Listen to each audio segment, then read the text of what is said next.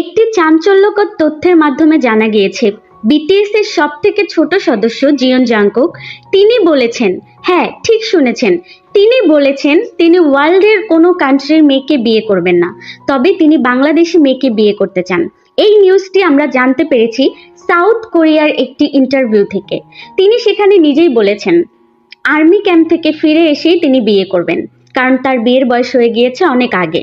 BTS এর অন্যান্য 6 সদস্য বিয়ে করুক না করুক তাতে তার কোনো কিছু যায় আসে না, তবে সে বিয়ে করবে এটা তিনি কনফার্ম করেছেন।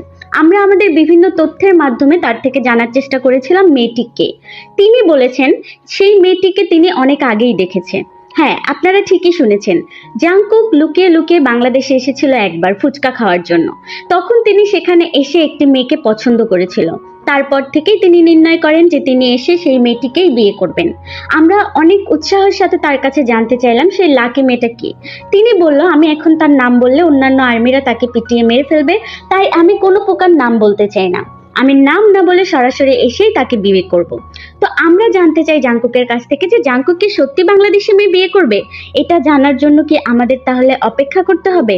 অপেক্ষা করতে হবে আমাদের এটা দেখার জন্য যে জাংকুক বাংলাদেশের কোন মেয়েটাকে বিয়ে করছে, আর কেনই বা এত ওয়ার্ল্ডের এত দেশ থাকতে জাংকুক বাংলাদেশি মেয়েকে বিয়ে করতে চাচ্ছেন।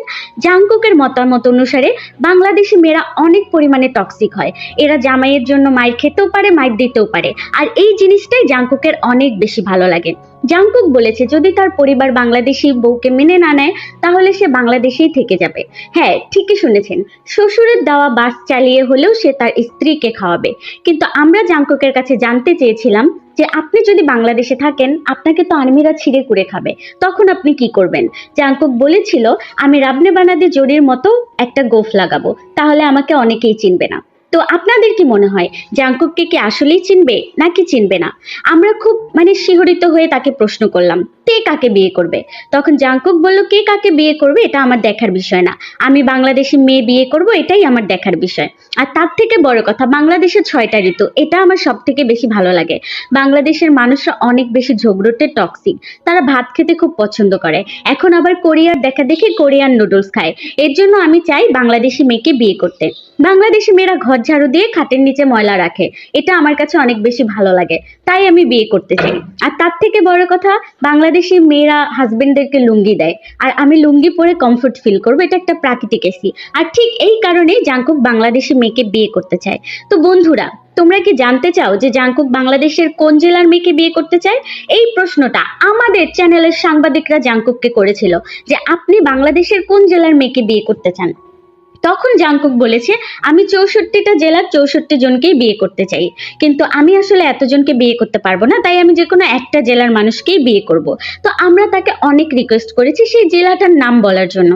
জাংকুক বলেছে জেলাটার নামের মধ্যে কোথাও না কোথাও এ আছে। তো আমরা অনেক খুঁজে দেখলাম এরকম অনেকগুলো জেলা আছে যেগুলোতে এ আছে। জাংকুক আসলে আমাদেরকে ঘুরিয়ে পেঁচিয়ে উত্তর দিচ্ছে সে আর্মি ক্যাম্প থেকে ফিরে এসে বিয়ে করবে।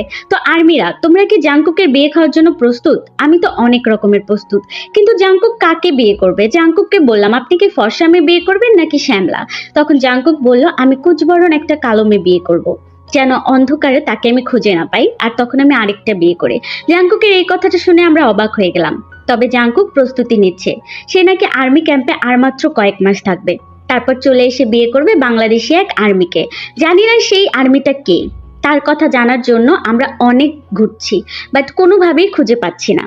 যদি আপনারা কেউ জেনে থাকেন সেই মানুষটা কে, অথবা যদি আপনি হয়ে থাকেন সেই মেয়েটা, তাহলে অবশ্যই এটি কমেন্টে লিখবেন এবং অবশ্যই ভিডিওটি শেয়ার করবেন। আর আমার এই চ্যানেলে বিটিএস এর বিভিন্ন সদস্যদের বিভিন্ন খবর আপনারা সবসময় পেয়ে যাবেন। আমাদের চ্যানেলটিকে সাবস্ক্রাইব করুন আর সবসময় পাশে থাকুন। আল্লাহ হাফেজ।